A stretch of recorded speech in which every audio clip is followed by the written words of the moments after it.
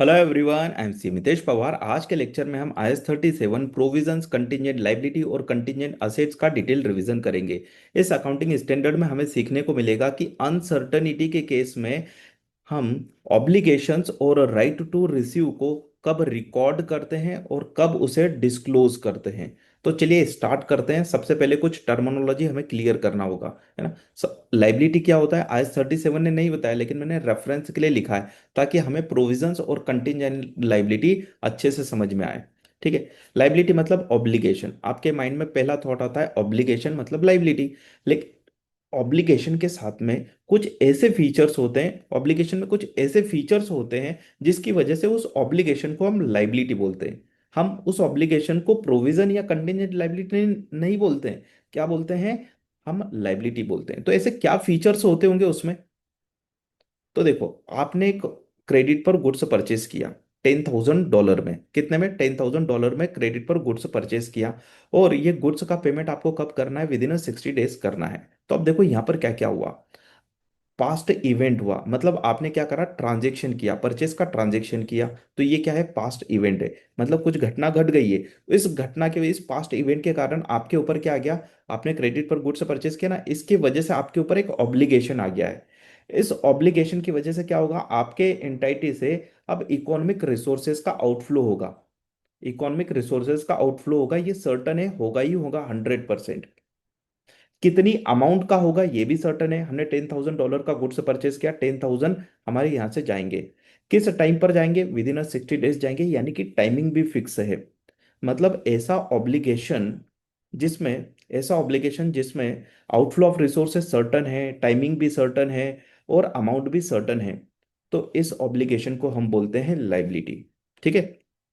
इस ऑब्लिगेशन को एक और नाम दिया जाता है प्रेजेंट ऑब्लिगेशन। क्या नाम दिया जाता है? प्रेजेंट। मतलब ये आज प्रेजेंट में ऑब्लिगेशन है। ये फ्यूचर के ऑब्लिगेशन की बात नहीं कर रहा, प्रेजेंट में ऑब्लिगेशन है। ये प्रेजेंट ऑब्लिगेशन कैसे जनरेट हुआ? पास्ट इवेंट से जनरेट हुआ है। ठीक है। अब है ना, ऑब्लिगेशन भी दो टाइप का होता है। एक होता है कंस्ट्रक्टिव ऑब्लिगेशन और एक होता है लीगल ऑब्लिगेशन। ठीक है। यानी कि ऑब्लिगेशन जनरेट होना चाहिए, चाहे लीगल हो या फिर कंस्ट्रक्टिव। लेकिन होता क्या है, ये एग्जाम में पूछा जाता है आपसे। तो लीगल ऑब्लिगेशन, अभी जो हमने एग्जाम्पल लिया क्रेडिट परचेज का, उसमें ये लीगल ऑब्लिगेशन था। हमारे बीच में क्या हुआ? एक कॉन्ट्रैक्ट हुआ है, यानी कि सप्लायर सप्लायर के पास क्या है? कॉन्ट्रेक्चुअल राइट टू रिसीव है ना, इन्फोर्सिबल राइट है। वो हमारे ऊपर केस कर सकता है अगर हम पेमेंट ना करें तो ये ऑब्लिगेशन कैसा ऑब्लिगेशन है? Legal obligation. एक होता है लॉ के थ्रू जनरेट होता है, या फिर रेगुलेशंस के थ्रू, या फिर कोर्ट के डिसीजन के कारण हमारे ऊपर ऑब्लिगेशन आ सकता है। तो इस टाइप के ऑब्लिगेशन को हम बोलते हैं लीगल ऑब्लिगेशन।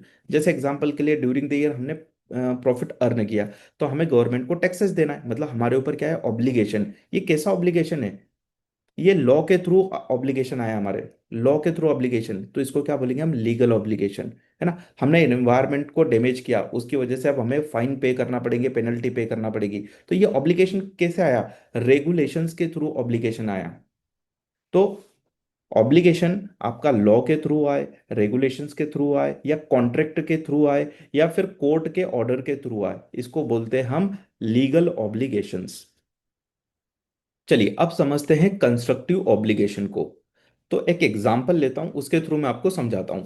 मैंने एक गुड्स सेल किया, फॉर एग्जांपल के लिए मैंने कैलकुलेटर सेल किया। इस कैलकुलेटर के ऊपर मैं कोई भी वारंटी नहीं देता हूं। लेकिन जब भी कस्टमर मेरे पास ये रिपेयर के लिए लेके आता है, तो मेरी पास्ट प्रैक्टिस ऐसी है कि मैं क्या करके दे देता हूँ? रिपेयर करके दे देता हूँ। मतलब मेरी पास्ट प्रैक्टिस कैसी है? मैं रिपेयर कर देता हूँ, इसलिए तो कस्टमर मेरे पास आया रिपेयर करने के लिए। उसको पता था कि मैंने वारंटी नहीं दी है, फिर भी वो मेरे पास रिपेयर करने के लिए लेके आ गया। तो ऐसा क्यों करा उसने? मेरी पास्ट प्रैक्टिस के कारण। उसको पता है कि भले ही ये सेलर बिना वारंटी के गुड्स सेल करता है, लेकिन अगर इसके पास रिपेयर करने के लिए जाओ तो ये रिपेयर करके दे देता है। तो यहां पर कस्टमर क्या कर रहा था? एक्सपेक्ट कर रहा था कि मैं रिपेयर करके दे दूंगा। और ये क्यों हुआ? क्यों एक्सपेक्ट कर रहा है? मेरे पास्ट प्रैक्टिस की वजह से मैं ऐसा करता हूं, उसको पता है। तो अब यहां पर है ना, मेरी एक रेस्पॉन्सिबिलिटी क्रिएट हो रही। क्या हो रही है? एक रेस्पॉन्सिबिलिटी क्रिएट हो रही है। मेरी मोरल रेस्पॉन्सिबिलिटी है कि मुझे रिपेयर करके देना है। अदर अगर नहीं करूंगा तो क्या होगा? मेरी रेपुटेशन डैमेज्ड हो जाएगी। मेरे ऊपर कस्टमर कोई लीगल केस नहीं कर सकता, लेकिन मेरी रेपुटेशन क्या हो सकती है, डैमेज्ड हो सकती है। इसलिए मैं क्या करूंगा, मैं रिपेयर करके दे दूंगा। अब रिपेयर करके दूंगा तो ऑब्वियसली बात है, रिपेयर करने के लिए कॉस्ट लगेगी, और कॉस्ट लगेगी तो अब हम सोचेंगे ना कि इसका हम प्रोविजन बनाएं, या फिर हम अपने फाइनेंशियल स्टेटमेंट में डिस्क्लोज कर दें कि हमारा कोई रेस्पॉन्सिबिलिटी है। ठीक है, तो समझो कंस्ट्रक्टिव ऑब्लिगेशन समझ में आ गया आपको क्या होता है। तो कंस्ट्रक्टिव ऑब्लिगेशन में होता क्या है, ऐसा हम क्या करते हैं, हम कुछ हमारा एक्शन ऐसा होता है, एंटाइटी का एक्शन ऐसा होता है, उस एक्शन की वजह से लोगों में एक्सपेक्टेशन आ जाती है, लोगों में मतलब स्टेक होल्डर्स में, वो एक्सपेक्ट करते हैं कि हम रेस्पॉन्सिबिलिटी पूरी कर देंगे। तो उसको बोलते हैं कंस्ट्रक्टिव ऑब्लिगेशन। तो नेक्स्ट स्लाइड से मैं आपको समझाता हूं। ठीक है, ऑब्लिगेशन दो टाइप के होते हैं, लीगल ऑब्लिगेशन और कंस्ट्रक्टिव ऑब्लिगेशन। तो लीगल ऑब्लिगेशन कैसे अराइज हो रहा है, फ्रॉम लॉ, रेगुलेशन, कॉन्ट्रैक्ट या कोर्ट की रूलिंग से। ठीक। अब बहुत सारे बच्चे बोलते हैं कि कॉन्ट्रैक्ट इज मैंडेटरी, क्या नहीं, कॉन्ट्रैक्ट नहीं, आपका लॉ से भी जनरेट हो सकता है, रेगुलेशन से भी हो सकता है, या कोर्ट रूलिंग की वजह से भी जनरेट हो सकता है आपका ऑब्लिगेशन, तो उसको बोलते हैं लीगल ऑब्लिगेशन। जैसे इनकम टैक्स पे करना है हमें प्रॉफिट के ऊपर, तो वो क्या है, लॉ के थ्रू जनरेट हुआ ना वो। चलो, अब बात करते हैं कंस्ट्रक्टिव ऑब्लिगेशन मतलब ये कैसे अराइज होता है, from companies action that create valid expectation. ये मैं क्यों पढ़ा रहा हूं पता है आपको, ये पॉइंट मैं आपको ओरल भी समझा दिया था वैसे मैंने, क्योंकि ये पूछा जाता है एग्जाम में, आपको ये वर्डिंग लिखना होते हैं। क्या होता है, कैसे अराइज होता है, constructive obligation arise from the company's action that create valid expectation. ठीक है, it arise from the voluntary action, but once valid expectation are created the company is morally bound to act, as failing to do so may harm its reputation. और ये हम क्यों fulfil करते हैं, हमारी reputation खराब ना हो जाए इसलिए हम क्या करते हैं, इसको फुलफिल करते हैं, भले ही क्या है ये, मोरल रिस्पॉन्सिबिलिटी है। समझ में आया आपको। ठीक है, एग्जाम्पल पढ़ लेना, स्क्रीनशॉट ले लो, मैंने आपको समझा दिया है वैसे। चलिए, तो अभी तक हमने ऑब्लिगेशन समझ लिया और हमने लाइबिलिटी भी समझ ली, अब आते हैं प्रोविजन की ओर। तो फर्स्ट स्लाइड पर आते हैं। तो प्रोविजन का मतलब समझने से पहले प्रोबेबिलिटी के लेवल समझ लो, प्रोबेबिलिटी का मतलब यहाँ पर क्या होगा। तो प्रोबेबिलिटी लेवल, यहाँ तीन लेवल हमने बताए हैं। अगर 50% से ज्यादा चांसेस हो, 50% से ज्यादा चांसेस हो कि आपके यहाँ से आउटफ्लो ऑफ रिसोर्सेस होगा, आउटफ्लो ऑफ रिसोर्सेस होगा, इसके चांसेस कितने हैं, 50% से ज्यादा है, तो हम उसको बोलेंगे प्रोबेबल। क्या बोलेंगे, प्रोबेबल। अगर 50% से कम चांसेस है कि आपके यहाँ से रिसोर्सेस का आउटफ्लो होगा, तो हम बोलेंगे वो पॉसिबल। क्या बोलेंगे, पॉसिबल है। अगर बहुत कम चांसेस है, बहुत लो चांसेस है, तो उसको बोला जाता है रिमोट। ठीक है, उस टाइप की प्रोबेबिलिटी को हम बोलते हैं रिमोट चांसेस। चलो, तो ये समझ में आ गया। अब आते हैं प्रोविजन। तो प्रोविजन हम कब क्रिएट करेंगे, तो ऑब्वियसली बात है, कुछ ना कुछ अनसर्टनिटी है। किस बात की अनसर्टेनिटी है, चला चलो देखते हैं। सबसे पहली चीज, प्रेजेंट में ऑब्लिगेशन होना चाहिए, और उस ऑब्लिगेशन की वजह से हमारे यहाँ से क्या रिसोर्सेज का आउटफ्लो होगा, क्या, हाँ होगा, प्रोबेबल है, क्या है, प्रोबेबल है, यानी कि मोर देन 50% चांस है कि हमारे यहाँ से रिसोर्सेज का आउटफ्लो होगा। अब हमें देखना है, क्या हमें अमाउंट हम डिसाइड कर पा रहे हैं, क्या अमाउंट सर्टन है कि कितना रिसोर्सेज का आउटफ्लो होगा, नहीं, हम अमाउंट डिसाइड नहीं कर पा रहे। क्या हम रिलायबली एस्टिमेट कर सकते हैं कि कितना हो सकता है, एक्सपेक्टेड कितना हमें रिसोर्सेज का ट्रांसफर करना, अगर हाँ, तो हम क्या कर लेंगे, प्रोविजन क्रिएट कर लेंगे। क्योंकि देखो, प्रोविजन क्रिएट करने के लिए हमें अकाउंटिंग एंट्री पास करना पड़ेगी, क्या, जैसे एग्जांपल के लिए वारंटी एक्सपेंसेस अकाउंट डेबिट, है ना, टू प्रोविजन फॉर वारंटी, ऐसा करेंगे तो अमाउंट तो लिखना पड़ेगा ना। तो अमाउंट क्या होना चाहिए, रिलायबली मेजर होना चाहिए, तभी आपका प्रोविजन क्रिएट होता है। प्रोविजन क्रिएट करने के लिए तीन कंडीशन होती है, तीन चीजें होना चाहिए एक साथ, क्या क्या, एक तो प्रेजेंट में ऑब्लिगेशन होना चाहिए, आउटफ्लो कैसा होना चाहिए, प्रोबेबल आउटफ्लो होना चाहिए, और तीसरा, अमाउंट को हम रिलायबली मेजर कर पा रहे हैं, तो हम क्या करेंगे, प्रोविजन क्रिएट कर देंगे। सर कितना एग्जैक्ट अमाउंट जाएगा ये नहीं पता, किस टाइम पर जाएगा ये भी नहीं पता, कोई बात नहीं ना, इसीलिए तो हम क्या कर रहे हैं, हम प्रोविजन क्रिएट कर रहे हैं। अदरवाइज लाइबिलिटी क्रिएट हो जाती फिर, मतलब लाइबिलिटी वाले सारे फीचर्स नहीं है, इसलिए प्रोविजन क्रिएट हो रहा है।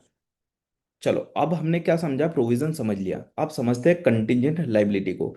तो प्रोविजन में से कुछ ना कुछ फीचर्स मिसिंग हो गए, अगर फीचर्स मिस हैं तो उस ऑब्लिगेशन को हम क्या बोलेंगे, कंटिंजेंट लाइबिलिटी बोलेंगे। ठीक है। और कंटिंजेंट लाइबिलिटी को हम अकाउंट फॉर नहीं करते, रिकॉग्नाइज नहीं करते, इसको सिर्फ और सिर्फ डिस्क्लोज करते हैं हमारे फाइनेंशियल स्टेटमेंट में। ठीक है। तो क्या फीचर्स मिस हो सकते हैं तो कंटिंजेंट लाइबिलिटी बनेगी? तो अभी प्रोविजन समझा ना हमने, तो देखो, प्रोविजन क्रिएट करने के लिए तीन चीजें जरूरी है। प्रेजेंट में ऑब्लिगेशन होना चाहिए, दूसरा प्रोबेबल आउटफ्लो होना चाहिए, और तीसरा रिलायबल एस्टिमेशन होना चाहिए। अगर इसमें से एक भी फीचर मिस है ना, तो आपका कंटिजेंट लाइबिलिटी बन जाएगा। एग्जाम्पल के लिए समझो यहाँ पर, अगर प्रोबेबल आउटफ्लो नहीं है तो, प्रोबेबल नहीं है मतलब पॉसिबल आउटफ्लो है, तो क्या प्रोविजन बनेगा? नहीं, उस केस में आपका कंटिजेंट लाइबिलिटी बन जाता है।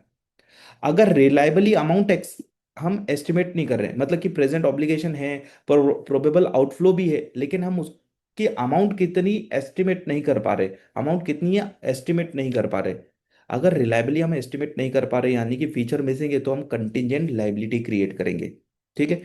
चलो नेक्स्ट, अगर प्रेजेंट ऑब्लिगेशन ही नहीं है तो फिर, मतलब प्रेजेंट नहीं है, पॉसिबल ऑब्लिगेशन है, अभी ऑब्लिगेशन आया नहीं है हमारे ऊपर, आ सकता है ऑब्लिगेशन, ऑब्लिगेशन आ सकता है हमारे ऊपर, तो उसको बोलते हैं पॉसिबल ऑब्लिगेशन। एग्जाम्पल के लिए, हमारी एक सब्सिडरी कंपनी, हम वो सब्सिडरी कंपनी लोन ले रही थी, तो लोन ले रही थी तो हमने क्या कर दिया, बैंक को गारंटी दे दी कि अगर हमारी सब्सिडरी ना दे पेमेंट तो हमसे ले लेना।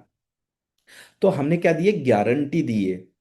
लेकिन क्या हमारे ऊपर ऑब्लिगेशन आ गया है क्या? नहीं। अगर हमारी जो सब्सिडरी कंपनी है वो डिफॉल्ट करती है पेमेंट में, तब हमें पेमेंट करना पड़ेगा। मतलब जो ऑब्लिगेशन है ना, ये डिपेंड है, किस पर डिपेंड है, फ्यूचर आउटकम पर, कि अगर सब्सिडरी डिफॉल्ट करेगी तो हमें पेमेंट देना पड़ेगा। तो इस टाइप के ऑब्लिगेशन को बोला जाता है पॉसिबल ऑब्लिगेशन। और इस पॉसिबल ऑब्लिगेशन को हम क्या करते हैं, कंटिजेंट लाइबिलिटी ट्रीट करके बुक्स में डिस्क्लोज करते हैं। तो आप जब भी देखोगे ना, कभी किसी कंपनी ने गारंटी दे रखी होगी, तो वो कंटिजेंट लाइबिलिटी की तरह बुक्स नोट्स टू अकाउंट्स में दिखाती है। ठीक, समझ में आ गया आपको? तो कंटिजेंट लाइबिलिटी कब क्रिएट होगी? प्रेजेंट में ऑब्लिगेशन है लेकिन आउटफ्लो कैसा है, प्रोबेबल नहीं है। प्रेजेंट ऑब्लिगेशन है, प्रोबेबल आउटफ्लो भी है, लेकिन रिलायबली एस्टिमेट नहीं कर पा रहे, तो आपका क्या बनेगा, कंटिजेंट लाइबिलिटी। और पॉसिबल ऑब्लिगेशन है, उस केस में भी आपकी कंटिजेंट लाइबिलिटी बन जाएगी। ठीक है। तो मैंने आपको प्रोविजन के बेसिस पर समझा दी कि कंटिजेंट लाइबिलिटी कब क्रिएट होगी। चलो नेक्स्ट, अब आपका एक पॉइंट और बचता है। अगर मान के चलो, जो चांसेस है ना, ऑब्लिगेशन के केस में अगर chances very low, remote chances है, तो उस केस में क्या करते हैं, हम कुछ भी नहीं करते, ना तो प्रोविजन क्रिएट करते, ना ही कंटिजेंट लाइबिलिटी क्रिएट करते। ठीक है, मतलब चुपचाप बैठ जाते, कोई डिस्क्लोजर नहीं, कोई प्रोविजन नहीं, दैट्स इट। चलिए, तो अब आते हैं कंटिजेंट असेट्स पर। कंटिजेंट असेट्स को हम बुक्स में रिकॉग्नाइज नहीं करते हैं, सिर्फ और सिर्फ डिस्क्लोजर देते हैं। ठीक है। अब कंटिजेंट असेट्स क्या होती है, कंटिजेंट असेट्स मतलब पॉसिबल असेट्स, ये असेट्स नहीं है अभी हमारी, क्या है, पॉसिबल असेट्स, मतलब असेट्स बन सकती है। क्यों असेट्स नहीं है? असेट्स क्या होती है, असेट्स का मतलब होता है जब मेरे पास क्या हो, राइट टू रिसीव कंसिडरेशन हो, है ना, right to receive economic benefit हो, तो मैं उसको बोलता हूँ असेट्स मेरी। जैसे मैंने क्रेडिट पर गुड्स सोल्ड किया, तो मेरा क्या है, राइट टू रिसीव कैश है ना, राइट टू रिसीव कंसिडरेशन है, तो मैं असेट्स रिकॉर्ड कर लेता हूँ, डेटर्स क्रिएट कर लेता हूँ ना, अकाउंट रिसीवेबल क्रिएट कर लेता हूँ। अब इस केस में क्या हो रहा है, मेरा राइट टू रिसीव अभी नहीं आया, राइट टू रिसीव अभी नहीं आया, लेकिन आ सकता है, मेरा राइट टू रिसीव आ सकता है। एग्जाम्पल के लिए, हमने एक कस्टमर पे $10,000 का क्लेम किया, है ना, उसके ऊपर केस कर दिया है, कोर्ट में केस चल रहा है, और हमारे फेवर में क्या है, केस आ सकता है, मतलब 70% चांसेस है कि हम केस जीत जाएंगे। अगर हम केस जीत जाएंगे, तो ये मेरी असेट्स बन सकती है ना, अभी बनी नहीं है, बन सकती है, मतलब पॉसिबल असेट्स है मेरी। तो मुझे क्या करना चाहिए, मुझे अपने बुक्स में डिस्क्लोज करना चाहिए कि हम एक केस जीत सकते हैं। अभी जीते नहीं है, मतलब मेरी एक असेट्स जन क्रिएट हो सकती है, अभी आया नहीं, इसलिए हम क्या करते हैं, अकाउंट्स फॉर ना करके इसको डिस्क्लोज कर देते हैं ओनली। अभी जो हमने एग्जांपल लिया, कोर्ट में केस चल रहा है, हमने कोर्ट में केस लगाया, हम क्लेम कर रहे हैं $10,000 का, क्या राइट जनरेट हो गया क्या? नहीं, अनसर्टन है राइट अभी। ठीक है, मतलब जब हम केस जीतेंगे तभी तो सर्टन हो पाएगा वो, तो अभी जीते नहीं है। अब ये किस पर डिपेंड करता है, फ्यूचर इवेंट पर। अब कोर्ट में प्रोसीडिंग चलेगी, पेंडिंग है केस, कोर्ट में डिसाइड होगा, जब कोर्ट में डिसीजन हो जाएगा तब जाके सर्टन होगा, अभी अनसर्टन है। तो अभी हम कंटिजेंट असेट से दिखाएंगे, जिस दिन सर्टन हो गया, उस मतलब कोर्ट ने हमारे फेवर में ऑर्डर पास कर दिया, जिस दिन ऑर्डर पास हो गया यानी कि वर्चुअली सर्टन हो गया। क्या हो गया? वर्चुअली सर्टन बोला जाता है, टर्म ध्यान रखना। मतलब कुछ भी अनसर्टेनिटी नहीं बची, हमारा राइट अब क्या हो गया? जनरेट हो गया, राइट टू रिसीव आ गया हमारे पास। तो असेट्स क्रिएट करते हैं उस दिन। फिर ये जो कंटिजेंट असेट्स है ना, अब इसको हम क्या कर देते हैं? कन्वर्ट कर देते हैं इनटू असेट्स। ठीक है, कैसे क्लासिफाई करेंगे फिर? हम इसको असेट्स में क्लासिफाई कर देंगे। चलो ठीक है। अब देखो यहाँ पर जितना भी हमने समझा, ठीक है, अब आप कैसे डिसीजन लोगे? तो यहाँ पर कुछ फॉर्मूलेज लिखे हुए हैं, स्क्रीनशॉट ले लो। ये रिकॉग्निशन फॉर्मूला है, मैंने यहाँ पर है ना फॉर्मूले लिखे हुए हैं। मतलब past event plus legal plus constructive obligation तो क्या बनेगा? प्रेजेंट ऑब्लिगेशन बनेगा। तो ऐसे मैंने सब कुछ लिखा हुआ है, आप इसका स्क्रीनशॉट लिख लो, ले लो। और यहाँ पर देखो एग्जाम्पल्स भी लिखे हैं मैंने, ताकि ये आपके अंडरस्टैंडिंग को और इंक्रीज करेंगे। स्क्रीनशॉट ले लिया, आगे बढ़ता हूं मैं। चलो, अब आपके सामने 4 स्पेसिफिक केसेस है जो IS 37 ने बताए कि अगर प्रोविजन बना तो कैसे प्रोविजन बनाएंगे, है ना? कौन कौन सी बातों का ध्यान रखना है हमें, प्रोविजन में क्या क्या अमाउंट इंक्लूड करेंगे, क्या नहीं करेंगे, यानी कि मेजरमेंट कैसे करेंगे, ये समझाया गया है यहाँ पर। तो एक एक करके समझते हैं। वारंटी का, एक तो वारंटी का केस है, ऑनरस कॉन्ट्रैक्ट है, एनवायरमेंटल या डिकमिशनिंग कॉस्ट, और एक आपका रिस्ट्रक्चरिंग कॉस्ट। ठीक। अब यहाँ पर वारंटी का सबसे पहले समझते हैं। वारंटी के केस में हम अगर प्रोविजन बनाना हो तो किस वैल्यू पर बनाएंगे और कैसे डिसाइड करेंगे? हम डिसाइड करते हैं पास्ट एक्सपीरियंस के बेसिस पर, कि हमारे पास जैसे फॉर एग्जांपल के लिए हम टीवी सेल करते हैं, तो टीवी सेल करी थी तो कितनी वापस हमारे पास वारंटी पीरियड में टीवी रिपेयर होने के लिए आई थी, उस पर कितनी कॉस्ट इनकर्ड हुई थी, कितना डिफेक्ट था। हो सकता है ना डिफेक्ट भी अलग अलग टाइप का हो, किसी में मेजर डिफेक्ट हो, किसी में माइनर डिफेक्ट हो, किसी में डिफेक्ट ही ना हो। तो ऐसे हमारा क्या बता रहा है? ये पास्ट एक्सपीरियंस बता रहा है। तो पास्ट एक्सपीरियंस के बेसिस पर हम क्या करेंगे? यहाँ पर प्रोविजन बनाएंगे। और यहाँ पर जो मेथड यूज की जाती है वो मेथड का नाम है एक्सपेक्टेड वैल्यू मेथड। तो इसका एक एग्जांपल लेके मैं आपको समझा देता हूँ।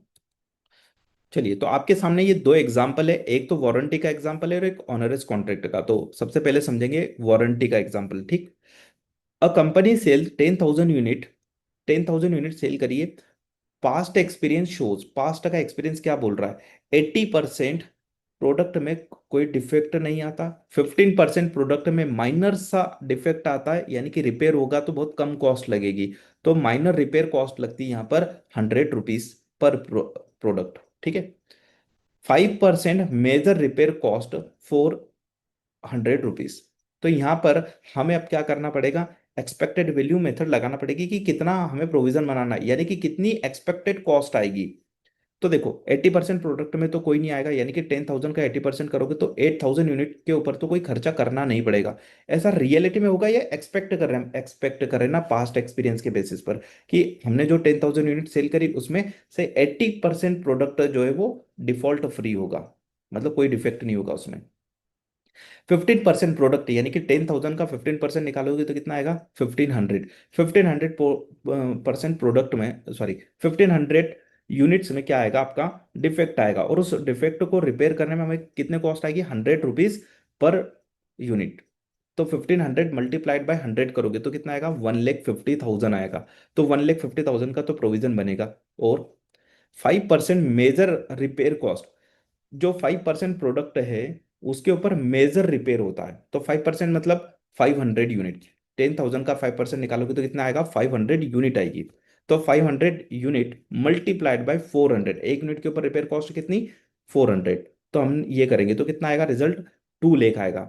तो 1,50,000 यहाँ पर और 2 लाख यहाँ पर, तो ये हो जाएगा आपका 3,50,000 टोटल। तो टोटल कॉस्ट कितनी लगेगी अगर क्या होता है? माइनर और मेजर डिफेक्ट होता है तो 3,50,000 आएगी। तो हम क्या अकाउंटिंग एंट्री पास करेंगे इस केस में?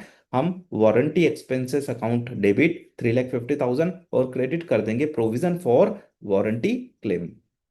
ठीक है, तो देखो समझो, मेजरमेंट कैसे कराना? एक्सपेक्टेड वैल्यू मेथड के बेसिस पर। माइनर रिपेयर, तो कैलकुलेशन मैंने समझा दिया आपको। 1,50,000 कैसे आया? 10,000 मल्टीप्लाइड बाई 15% मल्टीप्लाइड बाई 100, ये क्या अमाउंट है? ये क्या परसेंटेज था? मेजर रिपेयर के केस में कितना? 10,000 मल्टीप्लाइड बाई 5%, ये क्या है? Total number of unit sell हुई है ना। तो टोटल प्रोविजन बना 3,50,000। वाई एक्सपेक्टेड वैल्यू मेथड, हमने एक्सपेक्टेड वैल्यू मेथड क्यों लगाई? क्योंकि अब लार्ज पॉपुलेशन है ना, हम एक एक प्रोडक्ट के ऊपर नहीं देख रहे कि कितनी उसके ऊपर वो आएगी।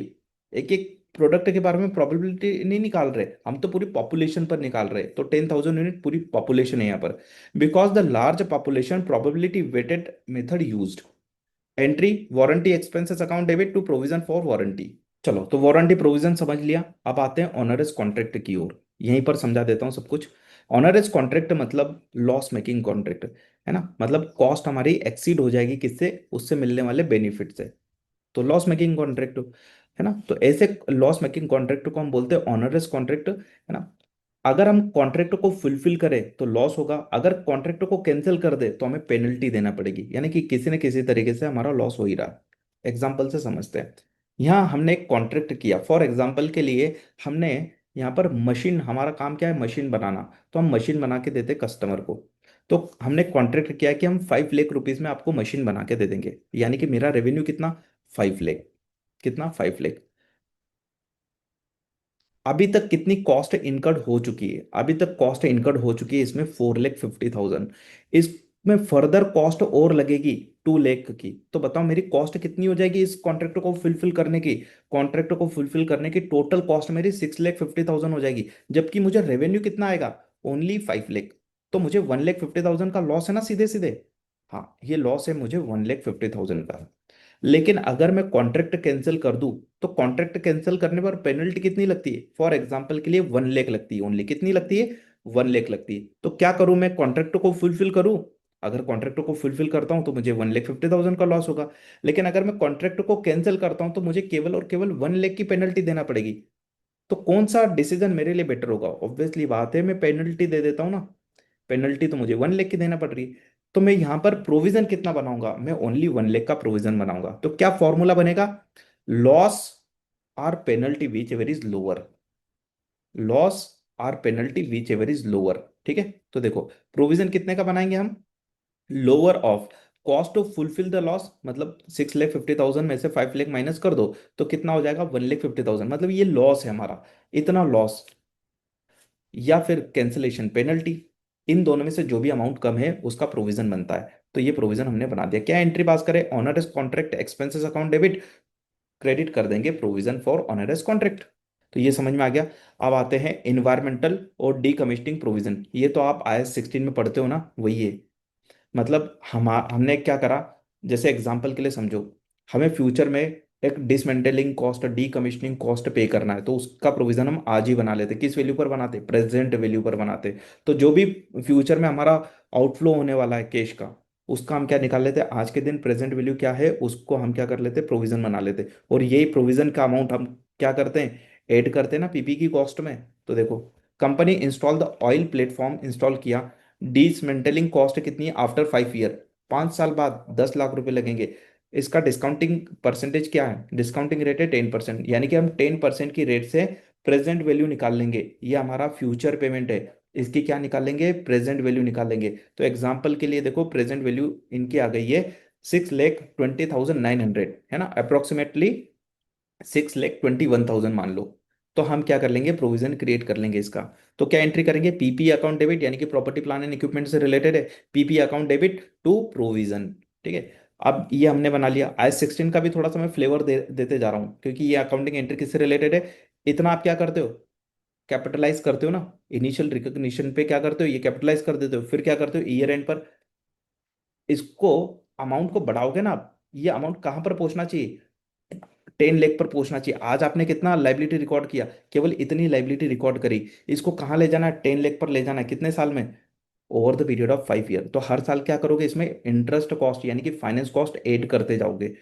तो इसको बोला जाता है अनवाइंडिंग डिस्काउंट। क्या बोलते हैं इसको, अनवाइंडिंग डिस्काउंट। तो क्या करोगे, 6,20,000 पर 10% आप इंटरेस्ट निकालोगे और ये ऐड कर दोगे। तो क्या एंट्री करोगे, finance cost account debit to provision. तो जैसे ये एंट्री पास करी आपने, आपका प्रोविजन बढ़ गया, है ना। ऐसा करते जाओगे 5 साल तक, तो आपका प्रोविजन 10 लाख पर पहुंच जाएगा और वो आप पेमेंट कर दोगे। ठीक।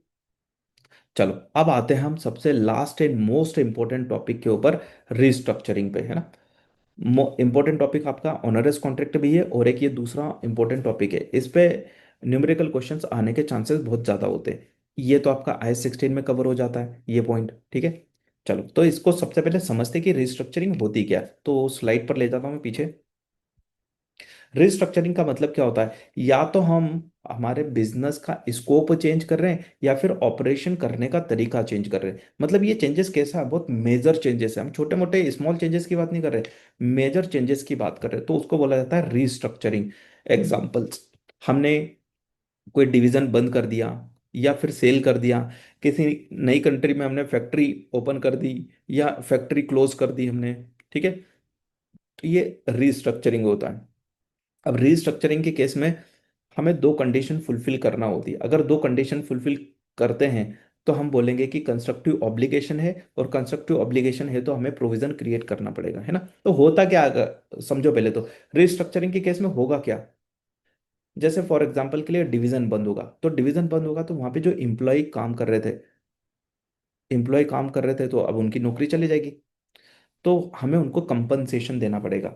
तो कंपनसेशन ये नहीं कि रिडंडेंसी पेमेंट देना पड़ेगा हमें, तो उसका प्रोविजन बनाना पड़ेगा, ठीक है। लेकिन प्रोविजन बनाने से पहले हमें चेक करना पड़ेगा, प्रोविजन बनाने से पहले चेक करना पड़ेगा दो कंडीशन फुलफिल हो रही है क्या। कौन कौन सी दो कंडीशन है, एक डिटेल फॉर्मल प्लान होना चाहिए, मैनेजमेंट ने क्या कर दिया हो, डिटेल फॉर्मल प्लान बना दिया हो और उसको कम्युनिकेट कर दिया हो अफेक्टेड पार्टीज को। तो अफेक्टेड पार्टी अभी के एग्जांपल में क्या थी हमारी, जैसे एम्प्लॉय, तो एम्प्लॉय को हमने कम्युनिकेट कर दिया, तो हम क्या बना लेंगे, प्रोविजन। सिर्फ हमने प्लान बना लिया, कम्युनिकेट नहीं करा, प्लान बना लिया कम्युनिकेट नहीं करा, प्रोविजन बनेगा क्या, नहीं। डायरेक्टर ने सिर्फ सोचा है, क्या प्रोविजन बनेगा, नहीं। हमने प्लान बना लिया और कम्युनिकेट भी कर दिया, प्रोविजन बनेगा। हमने प्लान बना लिया और सीधे इंप्लीमेंट कर दिया, मतलब रिडंडेंसी लेटर पहुंचा दिया हमने डायरेक्ट किसको, एम्प्लॉयज को, प्रोविजन बनेगा, मतलब कि कम्युनिकेट हो गया ना अल्टीमेटली वो, है ना। चलो, तो अब यहाँ पर ये तो समझ लिया हमने कि रिस्ट्रक्चरिंग क्या है। अब बात करते हैं मेजरमेंट की। तो मेजरमेंट कैसे करेंगे, तो कौन कौन सी कॉस्ट इंक्लूड करेंगे, तो डायरेक्टली रिलेटेड कॉस्ट ओनली, कौन सी, डायरेक्टली रिस्ट्रक्चरिंग से रिलेटेड कॉस्ट को ही हम क्या करते हैं यहाँ पर कंसिडर करते हैं। तो क्या लिखा है, a restructuring provision includes only direct expenditure that are necessarily caused by the restructuring, restructuring के वजह से ही जो हो रहे हैं। फ्यूचर ऑपरेटिंग एक्सपेंसेस इंक्लूड नहीं करेंगे। फ्यूचर ऑपरेटिंग एक्सपेंसेस मतलब जैसे कि हम अब रीलोकेशन कर रहे हैं, मान के चलो फैक्ट्री को किसी दूसरी जगह पर ले जा रहे हैं, रीलोकेट कर रहे हैं, तो रीलोकेट करने की जो कॉस्ट आएगी, या फिर वहां पर ट्रेनिंग देना पड़ेगी हमें एम्प्लॉयज को, नया बिजनेस वो कर रहे हैं, नए बिजनेस में जा रहे हैं या ऑपरेशन का तरीका चेंज कर रहे हैं, तो ट्रेनिंग देना पड़ेगी। तो ये आपके रिस्ट्रक्चरिंग से रिलेटेड कॉस्ट नहीं है, ये तो फ्यूचर कॉस्ट है, क्या है, फ्यूचर ऑपरेशन की कॉस्ट है, तो इसको कंसिडर मत करना। Restructuring provision cannot include the cost relating to the future activities. तो एग्जाम्पल क्या है, और इन्हीं एग्जाम्पल में से क्वेश्चन पूछा जाता है, दैट्स इट। क्या क्या देखो, कॉस्ट में क्या क्या इंक्लूड करोगे प्रोविजन बनाने के लिए, रिडंडेंसी पेमेंट इंक्लूड करोगे, डायरेक्ट ऑब्लिगेशन वंस अनाउंस, ठीक है, रिडंडेंसी पेमेंट सबसे फेवरेट पॉइंट। उसके अलावा लीज टर्मिनेट पेनल्टी, उसके अलावा contract cancellation penalty, site restoration if part of the closure, तो ये आपकी क्या है, इंक्लूड हो जाएगी कॉस्ट। कॉस्ट कौन सी इंक्लूड नहीं होगी, future operating losses, most important point, exam में पूछते हैं यही पॉइंट। स्टाफ रीट्रेनिंग, ये पॉइंट भी पूछते हैं, स्टाफ ट्रेनिंग कॉस्ट भी इंक्लूड नहीं होगी प्रोविजन में, ये कॉस्ट भी इंक्लूड नहीं होगी। मार्केटिंग एक्सपेंसेस भी नहीं होंगे। रीलोकेशन ऑफ कंटिन्यूइंग स्टाफ, ये भी इंक्लूड नहीं होगी। ऐसा लगेगा आपको कि ये इंक्लूड कर लो, ये भी इंक्लूड नहीं होती, रीलोकेशन ऑफ कंटिन्यूइंग स्टाफ, है ना। तो ये क्वेश्चन से पूछे जाते हैं जनरली, वो मैंने यहाँ पर लिख दिए पहले ही। चलो एक क्वेश्चन करते हैं इसका, एक ही एग्जांपल है, ठीक है। Scenario, company announce closure of the factory, factory close कर रहे हैं, तो कॉस्ट क्या क्या है, जैसे redundancy payment 8 lakh rupees, lease termination penalty 2 lakh rupees, staff retraining alert हो जाना 1,50,000, marketing of new strategy alert हो जाओ, मार्केटिंग, है ना, 1 lakh. What is include in the provision, केवल रिडंडेंसी और लीज टर्मिनेशन पेनल्टी, क्योंकि यही क्या है, ये क्यों हुई, यही डायरेक्ट आपकी कॉस्ट है, क्या है, ये आपका डायरेक्ट एक्सपेंडिचर है जो कि किससे रिलेटेड है, रिस्ट्रक्चरिंग से रिलेटेड है, बाकी ये तो फ्यूचर की कॉस्ट है आपकी। चलो, तो देखो मैंने यहाँ पर प्रोविजन बनाया, 8 + 2 कितना होता है, 10 लाख, तो 10 लाख का प्रोविजन बन गया। एंट्री क्या बनी, रिस्ट्रक्चरिंग एक्सपेंसेस अकाउंट डेबिट और प्रोविजन क्रेडिट हो जाएगा, ठीक है। चलिए, तो इसी के साथ IS 37 का रिवीजन यहाँ पर कंप्लीट हुआ। अगर वीडियो अच्छा लगा हो तो प्लीज़ लाइक कर देना, कमेंट कर देना और चैनल को सब्सक्राइब करना मत भूलना। ओके बाय एवरीवन, मिलते हैं नेक्स्ट रिवीजन लेक्चर में।